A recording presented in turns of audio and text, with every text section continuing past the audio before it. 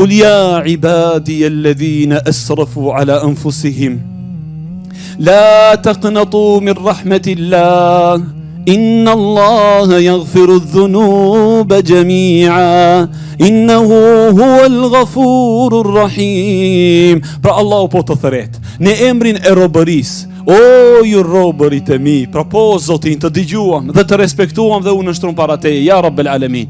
Ja ibadi alladhina asrafu ala anfusihim, o ju robërit e mi që e kini ngarku veten e juj me shumë mëkate. O ti që ke bërë shumë mëkate, e di më Zotit, ka pa Allahu Gjellu Ala, me gjitha ta i prap të ka furnizu. A ke pa ndonjëherë vëllau që ke dalë për një mëkate dhe një gjunahi dhe Allahu ta ka ndalë frymëmarrjen? Pasha Allahu ka pas mundësi. Po s'ta ka ndalë. A ka ndodhur vëllau që në qoftë se me dorën tënde ke bën një mëkat dhe një gjunah, ta ka shtang dorën Allahu? Vallahi ka mundësi që të ta shtangën dorën, por ai s'ta ka shtang. Se ai Gjellu Ala të don. Andaj vllazën tregonte një prej hoxhallarëve i Kuvajtit, thonte për një plakë e cila 99 vjet ka qenë krishtere. Dhe në moshën 99 vjeçare pranoi Islamin dhe në moshën 100 vjeçare ndroi jetë. 99 vjet në kufër dhe në mosbesim, 1 vjet jetoi në Islam dhe Allahu Gjellu Ala ja pranoi atë. Dhe e pan pas vdekjes në ëndër dhe i thanë: oj filane, çka bëri Allahu me ty? Tha: më fali me shahadeti la ilaha illallah.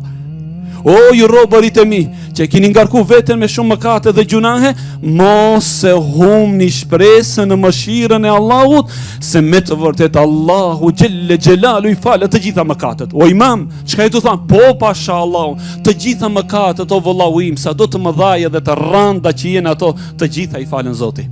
Edhe një njëbri plak një ditë tek pejgamberi sallallahu alaihi wasallam me shkopin në dorë, i ishte shtrëmbëruar shpina, pa aq i plakur dhe i lodhur.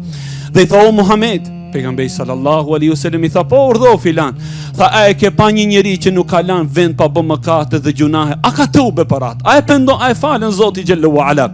Pejgamberi sallallahu alaihi wasallam siç e kishte kokën e ulur, ju kujtua ajeti Allahu Gjellu Ala ku Allahu thot: wa rahmeti wasi'at kull shay.